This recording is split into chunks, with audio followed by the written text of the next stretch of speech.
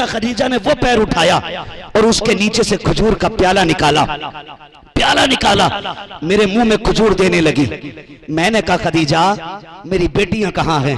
कहने लगे हुजूर ये सो रही हैं। सुने बहुत गौर से बीवी कैसी होती है। बेटियां कहाँ हैं? महबूब ये सो रही हैं। महबूब फरमाते निगाह उठी, मैंने देखा मेरी फातिमा के चेहरे पे आंसू के निशान बने, मेरी शहजादी के चेहरे पे आंसुओं का निशान। मैंने कहा खदीजा बात क्या है? कहा महबूब बेटी भूख की वजह से रोते रोते सो गई। अल्लाह अकबर, इतना सुना नबुव्वत वाली आंखें भर आती हैं। ए खदीजा ये खजूरें मेरी लाडली को खिला दी होती, मेरी बच्ची को खिला दिया होता ये खाना। कहती महबूब तेरी भूख याद आ जाती है, हम अपनी भूख भूल जाते हैं। आका चेहरा बता रहा है, कौन ने सताया है, फाको का आलम ये है। महबूब तेरे चेहरे का रंग बता रहा है कि नकाहत हद से ज्यादा है। या रसूल अल्लाह मुंह तो खोलिए। मेरे नबी ने जैसी मुंह खोला है, खदीजा कुबरा ने खजूर मुंह में डाली है। आका फरमाते मेरी खदीजा के दूसरे हाथ में दूध का प्याला था, एक खजूर खिलाई, फिर दूध का प्याला दिया, दूध पिलाया मुझे दूध का, मैंने दूध पिया।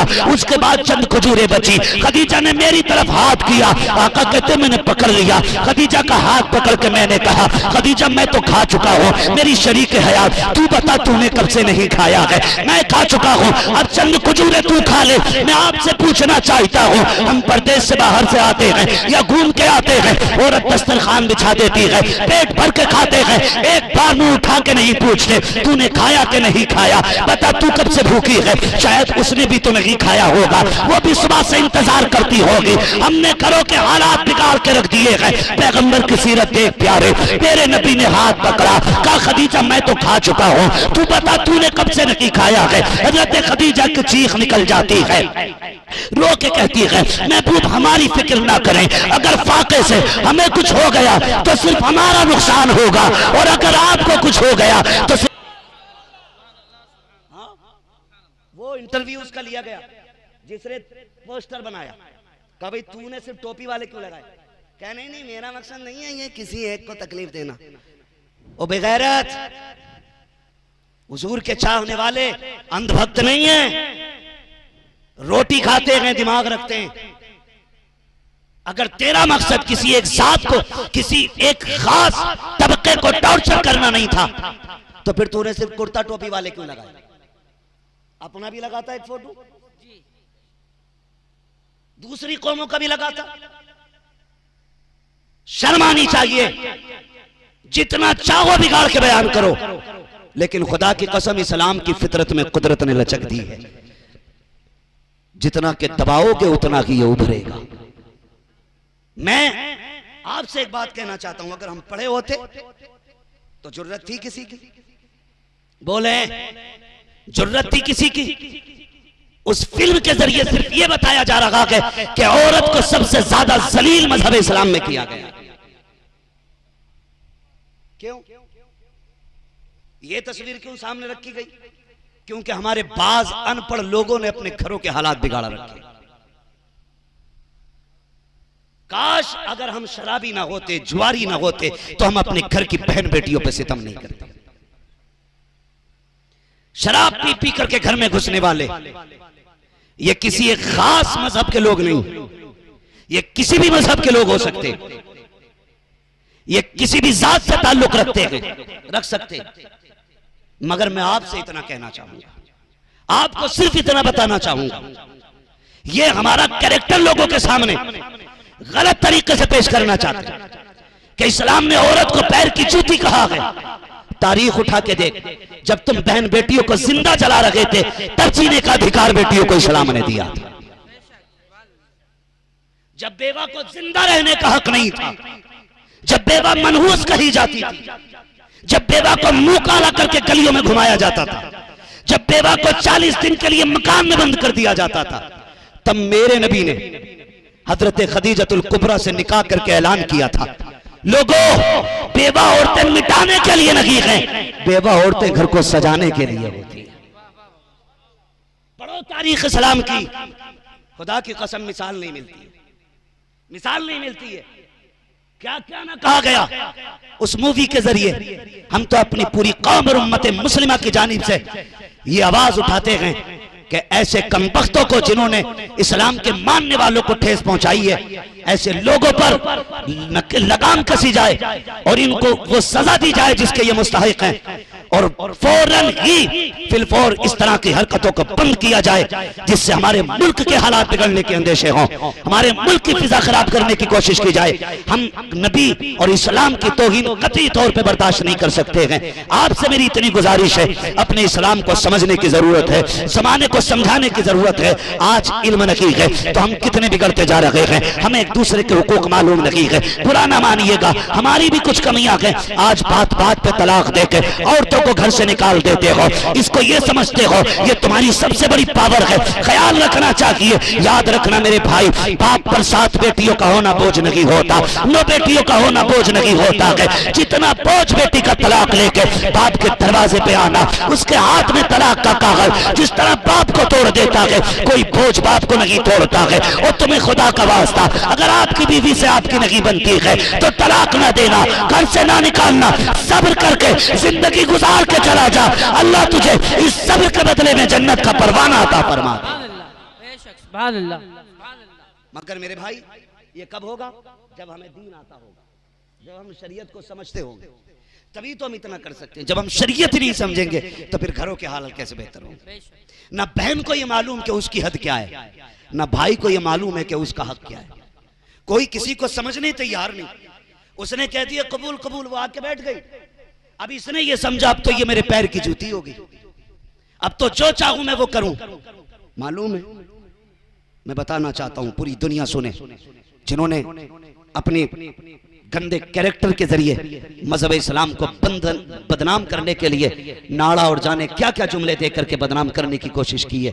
चैलेंज करता हूं, मेरे पैगंबर की सीरत पढ़ें। जब हुजूर का विसाल का वक्त आया, आपने लोगों को जमा करके आखिरी खुतबा इरशाद फरमाया। उसमें मेरे नबी ने चंद बातें कही, जिनमें से एक अहम बात यह भी थी, फरमाया लोगों मैं तुमको तुम्हारी बीवियों के मामले में अल्लाह से डराता हूं।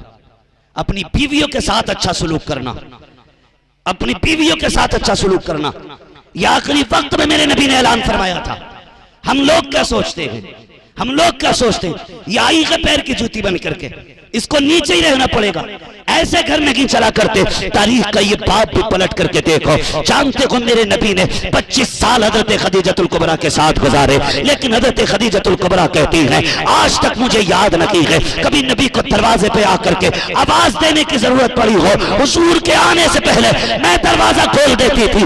एक दिन मेरे नबी ने कहा था, ए खदीजा बता तो सही, 25 साल हो गए कभी मुझे खांसने की जरूरत नहीं पड़ी, कभी आवाज नहीं दी, बता तो सही तुझे कब पता चल जाता है कि मैं दरवाजे पे आ गया हूँ। हजरत खदीजतुल कुबरा कहती हैं, या रसूल अल्लाह मैं आपसे कैसे बताऊं, आप सिर्फ घर से जाते हैं, खदीजा के दिल से नहीं जाया करते हैं। आप हर वक्त खदीजा के दिल में रहते हैं। आका जब घर से निकल जाते हैं तब खदीजा की आंखें आगट कान आहट पे लगे रहते हैं, आंखें दरवाजे पे बिछी रहती हैं। या रसूल अल्लाह हर वक्त ये दिल कहता है काश महबूब लौट आए, काश महबूब लौट आए। या रसूल अल्लाह एक लम्हा तेरे ख्याल के बगैर नहीं गुजरता है। आका जब आप आने वाले होते हैं दरवाजे पे नहीं आते, मुझे इतना प्यार आपसे है, आप मोहल्ले के पहले चौक में होते हैं, आपकी खुशबू आपसे पहले मेरे घर में आ जाती है। आका खुशबू बता देती है कि महबूब आने वाला है। तभी तो बरेली के इमाम ने कहा था उनकी महक ने दिल के गुंजे खिला दिए गए, जिस राह चल दिए गए ऊंचे बसा दिए। सुभान अल्लाह, सुभान नारे तकबीर, नारे रिसालत, खुशबूए मुस्तफा, सुभान अल्लाह, सुभान अल्लाह। ओ भाई बीवी ऐसी होनी चाहिए, और फिर शौहर को कैसा होना चाहिए ये भी सुन लें। शौहर को कैसा होना चाहिए सुने वो दज्जाल लोग जो मजहब इस्लाम को बदनाम करने की कोशिश कर रहे हैं। पैगंबर की हिस्ट्री पढ़ो, हमारे तारीख पढ़ो, तारीख पढ़ो। आज हम भी कितने लोगों के घरों का भेद जानते कि कुछ लोगों के यहां आज भी बीवी शौहर के सामने चारपाई पे नहीं बैठ सकती, और तुम इस्लाम को बदनाम करते हो कि औरत को इज्जत नहीं दी इस्लाम ने। गलत कहते हो। मैं तुझे बताऊं कितनी इज्जत दी। मेरे नबी तबलीग के लिए जाते और जब तक वापस आ नहीं जाते नबी की खदीजा एक लुकमा खाना नहीं खाती थी। मेरी मां बहनें भी सुने, जो शौहर को सुबह निकलते वक्त बद्दुआओं का तोहफा देती हैं और शाम को आते वक्त मनहूस चेहरा दिखाया करती हैं बिगाड़ बिगाड़ के। ऐसी औरतें नहीं होती, बीवियां ऐसी होती हैं। मेरे नबी जब जाते हजरत खदीजतुल कुबरा उस वक्त तक कुछ नहीं खाती जब तक नबी नहीं आ जाते। एक दिन मेरे पैगंबर तशरीफ लाए, दुश्मनों ने सितम किए, पत्थर मारे, खून बह रहा था, दौड़ गई। महबूब लगता है फिर कौम ने सताया है। हुजूर का हाथ पकड़ा, चेहरा धुलाया, बैठाया ला करके। कहती है कमजोरी इतनी थी कि महबूब का चेहरा नहीं देखा जाता था। मेरे नबी बैठे और जैसे बैठे ना खदीजतुल कुबरा सामने बैठी। महबूब फरमाते मेरी खदीजा का एक पैर खड़ा था, एक पैर यूं बिछा था। कहते हैं जो पैर खदीजा का नुकसान नहीं होगा, सिर्फ फातिमा का नुकसान नहीं होगा, बल्कि पूरी कायनात का नुकसान हो जाएगा। ए महबूब, मेरी जैसी तो कितनी खदीजा आ सकती है, लेकिन तेरे जैसा कयामत तक अब कोई नहीं आ सकता। सुभान अल्लाह, सुभान अल्लाह, माशाअल्लाह, सुभान अल्लाह। भाई वाह वाह, ये किरदार भी पैगंबर का पढ़ो। अपने आगे बैठा के अपने हाथ से ज़ौजा के मुंह में खजूर दे रहे हैं। अल्लाह अकबर कबीरा। तुम्हारे यहाँ तो बिस्तर पे नहीं बैठ सकती, क्या बात है, वाह वाह, मेरे पैगंबर ने साथ बैठा के खिलाया। वाह वाह। यही इस्लाम है और रहती दुनिया तक यही कानून रहेगा। हमारे यहाँ का निजाम मौसम बदलने पे नहीं बदला जाता, जो कानून बन गया वो बन गया। मजहब इस्लाम ने कितनी इज्जत औरत को दी। बात बहुत लंबी हो जाएगी जी, बस आखिरी बात सुन लें। मेरे महबूब गुस्ल करके बाहर तशरीफ लाए। उम्मुल मोमिनीन आयशा सिद्दीका, सच्चे बाप की सच्ची बेटी, पारसा बाप की पारसा बेटी, जन्नती बाप की जन्नती बेटी, हजरत आयशा सिद्दीका आगे बढ़ी। मजाक में महबूब के बदन पे आटा लगा दिया। क्या लगा दिया? समझते हैं ना? आटा। अगर घर में झगड़े करते हो तो खत्म कर लेना। अच्छा है, खत्म कर लेना। क्या आटा समझाया? आटा लगा दिया। क्या आटा समझाया? जब आटा लगाया महबूब गुस्सा नहीं हुए, डांटा नहीं, ये नहीं कहा मैं भी नहा के निकला हूं, ये तुमने आटा लगा दिया। हुजूर अंदर गए, फिर आटे को साफ किया, फिर तशरीफ लाए, फिर लगा दिया। हुजूर फिर गए, साफ किया, फिर उसके बाद हुजूर कपड़े पहन के बाहर जाने लगे। उम्मुल मोमिनीन ने यूं हाथ लगा दिया, बाहर नहीं जाने दूंगी महबूब।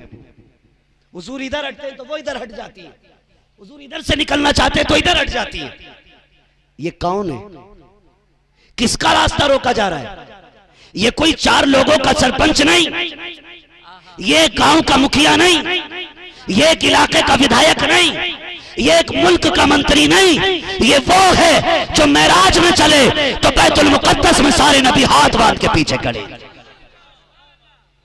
हाँ, जिसका अपना प्रोटोकॉल ये है कि जब बैठे बुराक पे तो लाखों फरिश्ते लाइन में खड़े हों। जिब्रील जिसकी नकेल पकड़ के चले सवारी की, वो पैगंबर है। इधर हटते हैं तो इधर हट जाती है, इधर हटते हैं तो इधर हट जाती है। महबूब फरमाते आयशा चाहती क्या हो, चाहती क्या हो? का हुजूर मेरे लिए मगफिरत की दुआ फरमा दे। क्या मांगा? क्या मांगा? मगफिरत की दुआ। मेरी बहन, मेरी माँ, मेरी बेटी, कान खोल के सुन। शोहर मूड में और तुझसे पूछे क्या चाहिए तो कहती है एक हार बनवा दो, गुर्दे बेच के एक कंगन बनवा दो, फेफड़े बेच के पजेब ला दो, ये तेरी डिमांड होती है। और वो नबी की ज़ौजा महबूब फरमाते क्या चाहिए? ये नहीं कहा सोना चाहिए, ये नहीं कहा चांदी चाहिए, ये नहीं कहा हीरे चाहिए, का महबूब मगफिरत की दुआ कर दे। और मेरी बहन, कभी तेरा शोहर तुझसे खुश हो और तुझसे ये कहे तुझे क्या चाहिए कि बस हाथ बढ़ा दे और मेरे हाथ में हाथ दे के वादा कर मुझसे राजी हो के दुनिया से जाएगा कि नहीं, बता मेरी खताओं को माफ किया कि नहीं। और मेरी बहन तुझे क्या पता है, जिस दिन तू इस हाल में दुनिया से गई कि तेरा शोहर तुझसे राजी है, जन्नत के सातों दरवाजे खोले जाएंगे और कहा जाएगा जिससे तेरी मर्जी है उस दरवाजे से चली जा, इसलिए कि रब का वादा है जिस औरत से शोहर राजी होता है उस औरत से उसका होता भी राजी हुआ करता है। क्यों नहीं मांगती शोहर की रजा? वाह वाह वाह, बाहर ला दो, सुभान अल्लाह, चोरी करके लाओ या जेब काट के लाओ, क्या बात है। कहीं से भी लाओ तो बेचारा वो भी चोरी कर लेता। सूद ब्याज पे मैडम को राजी करना, वरना सालन में नमक ज्यादा होगा। कभी रोटी चली चली आएगी, कभी मिर्च तेज होगी। मेरी बहन, इसमें शोहर का नुकसान नहीं, इसमें तेरा नुकसान है। इसमें तेरा नुकसान है। तेरी जन्नत तेरा शोहर है, उसे राजी कर ले, अल्लाह तुझसे राजी हो जाएगा, तुझसे राजी हो जाएगा। और मुकद्दर के धनी है हम लोग। ये अलग बात है कि मौत आती है दरूद पढ़ते हुए भी, कलेजे फटते हैं हुजूर के नाम पे सुभान अल्लाह कहते हुए भी। एहसान मानो आमीना के लाल का। आयशा सिद्दीका ने जब कहा था ना, हुजूर मेरे लिए मगफिरत की दुआ फरमा दे, महबूब के हाथ उठ गए, कहने लगे या अल्लाह मेरे आयशा की मगफिरत फरमा दे। इतना कहना था, आयशा सिद्दीका जमीन पे गिरी और ऐसे लौटने लगी जैसे बच्चे जमीन पे लौटते। महबूब कहते हैं आयशा आप क्या कर रही हो? कहा मुझे बड़ी खुशी हो रही है। कहा किस बात की खुशी? कहा मैं वो खुश नसीब हूं जिसके लिए महबूब ने मगफिरत की दुआ कर दी है, मगफिरत की दुआ कर दी है। जब इतनी बात कही, नुबुव्वत वाले लबों पे मुस्कुराहट आई। आका फरमाते हैं आयशा तुमने एक बार दुआ सुन ली है तो इतनी खुश हो रही हो, ये वो दुआ है जो मैंने आज तुम्हें दी है, सुबह शाम अपनी उम्मत के हर गुनाहगार के लिए किया कर। हाँ माशाअल्लाह। और मेरे भाई वो कहा था किसी ने, तुम्हारे ही लिए तय गुनाहगारों सियाकारो, ये शब भर जागना और रात भर रोना मोहम्मद का। दीन सीखें, पढ़ें, घरों के हालात बेहतर करें। हम दो हमारे 12, ये सिर्फ कौम के अंदर, मुल्क के अंदर फसाद और फितना फैलाने वाली चीज है। हम बैक ज़बान होकर के मुत्तहिद होकर इस बात की डिमांड करते हैं कि इस तरह की गंदी चीजों को रिलीज होने से रोका जाए और हमारे मुल्क की अमन और शांति को बाकी रखा जाए। आपसे इतनी गुजारिश है, दीन सीखिए, खुद भी पढ़िए, बच्चों को भी पढ़ाइए। अगर आप नहीं पढ़ सकते हैं तो पढ़ने वालों से प्यार करते रहिएगा, पढ़ने वालों से प्यार करते रहिएगा, पढ़ने वालों से मोहब्बत करते रहिए। अगर आपके पास आज वक्त है, पढ़ नहीं है, वक्त नहीं है पढ़ने का, तो आप पढ़ने वालों की मदद करें। किसी को कुरान का हदिया करा दें, किसी का बिस्तर लेके दे दें, किसी के साल भर के खाने का खर्चा उठा लें, किसी के 6 महीने का नाश्ते का खर्चा उठा लें, किसी की तालीम का खर्चा उठा लें। एक उस्ताद की 1 महीने की तनख्वाह कोई मुकर्रर कर ले, फिर मर के देख इंशाअल्लाह तू कब्र में बाद में पहुंचेगा, मदीने वाला तेरी कब्र में पहले आ जाए। करेंगे इंतजाम इंशाअल्लाह। खाली बातों से काम नहीं चलेगा, करने से काम चलेगा। हर शख्स का कम से कम एक बेटा हाफिज कुरान होना चाहिए, हर शख्स का एक बेटा हाफिज कुरान होना चाहिए, हर घर के अंदर एक आलिम दीन होना चाहिए, ताकि हम गरीब होके तो मर जाएं लेकिन बेदीन होके ना मरें। बहुत तेजी के साथ हवा दूसरी भी चल रही है जो बड़ी आहिस्ता से हमसे हमारे अकीदे छीने जा रहे हैं। याद रखिएगा, जिन घरों में एक हाफिज होता है उन घरों में अकीदे महफूज रहते हैं, जिन घरों में एक आलिम होता है उन घरों में अकीदे महफूज रहते हैं। इसलिए कम से कम ईमान की हिफाजत के लिए अपने बच्चों को पढ़ाइए, अपने बच्चों को दीन सिखाइए। करेंगे इंशाल्लाह मेहनत से पढ़ाई, पढ़ेंगे मदरसों में, बच्चों को पढ़ाएंगे।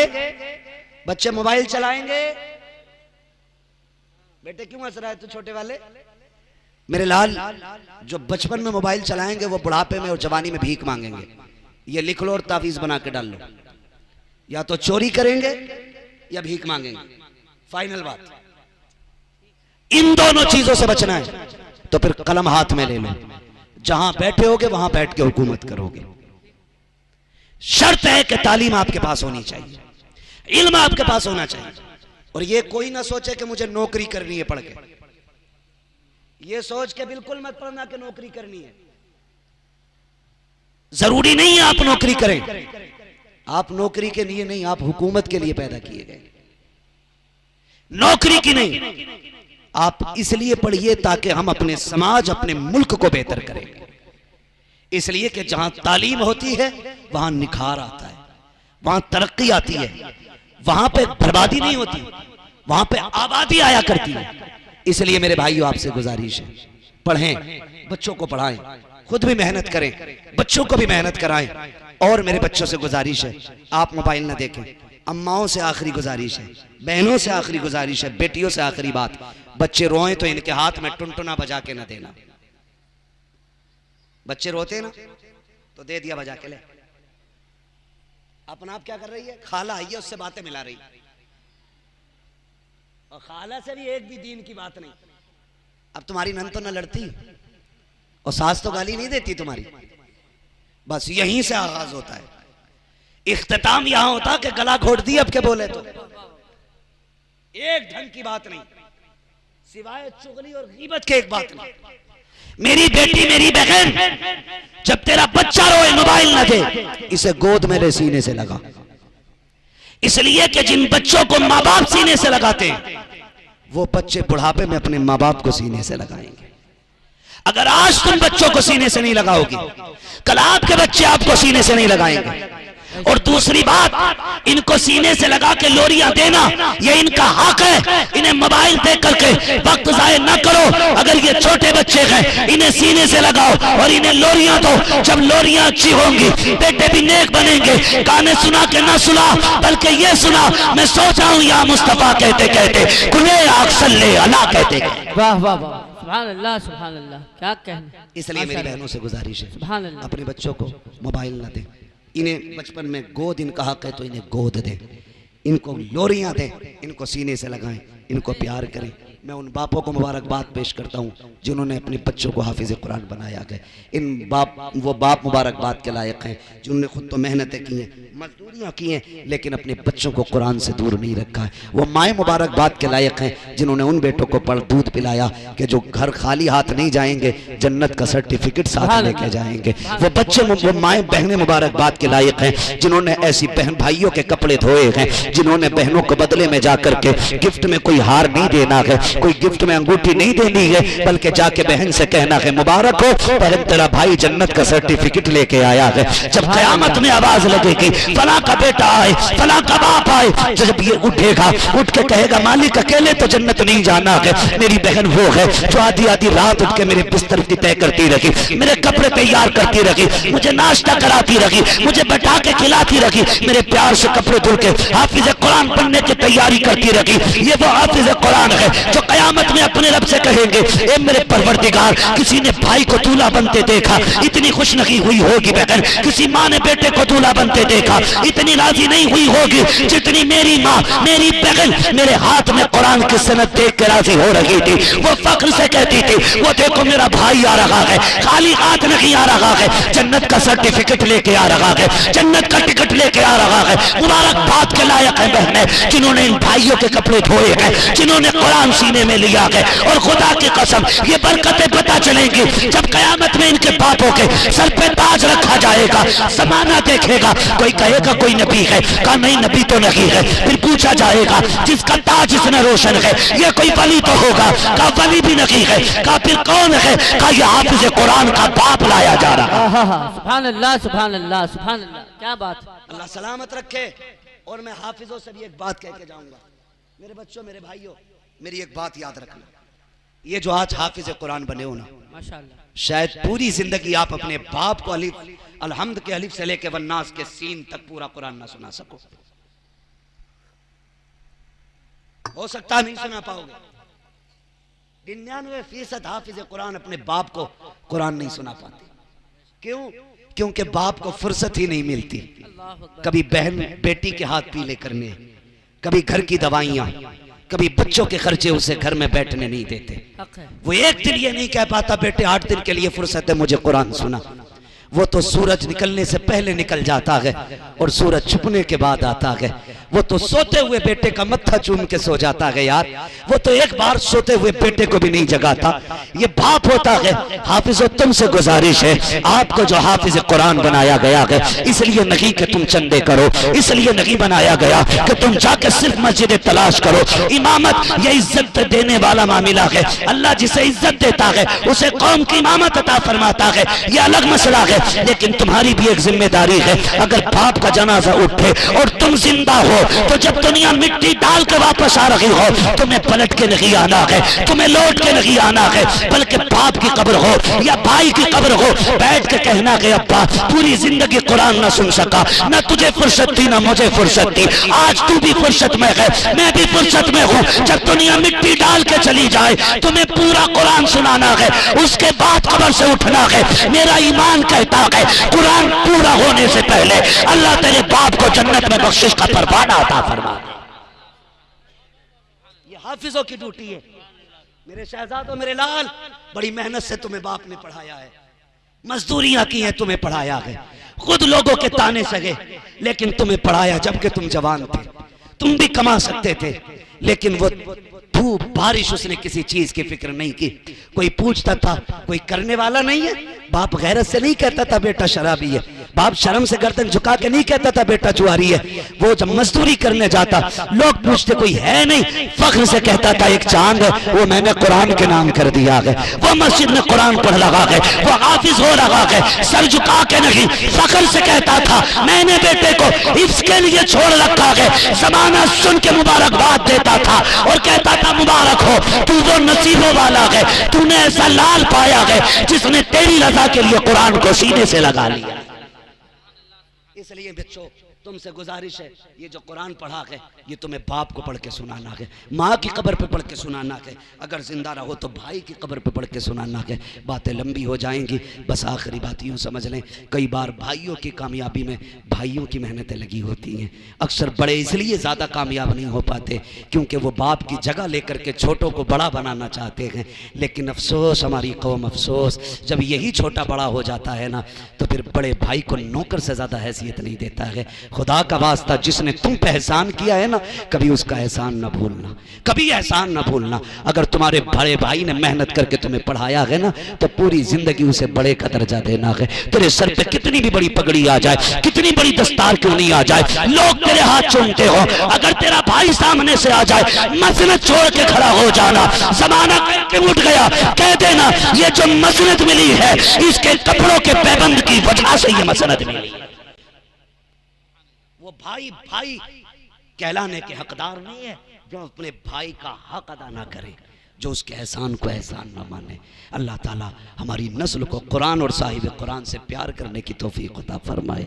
हज़ारों साल नरगिस अपनी बेनूरी पे रोती है, बड़ी मुश्किल से होता है चमन में दीदावर पैदा। इस इदारे ने आपके बच्चों को हाफिज़ बनाया है, इसका मतलब ये नहीं आप 500 रुपये दें और इसका हक अदा कर गए। एक बार 1000 की रसीद कटवा दी, हक अदा कर गए। खुदा की कसम इन असातिज़ा ने ना तुम्हारे बच्चों पर इतना बड़ा एहसान किया है, एक जोड़ा क्या, 1000 क्या, 10,000 क्या, 10 लाख क्या, अगर अपने बदन की खाल उतार के ना और इनके पैर का जूता बना के भी पहनाओ ना तो उस एहसान का बदला नहीं हो सकता जो इन्होंने तुम्हारे बेटों को हाफिज बना के तुम पे एहसान कर दिया है।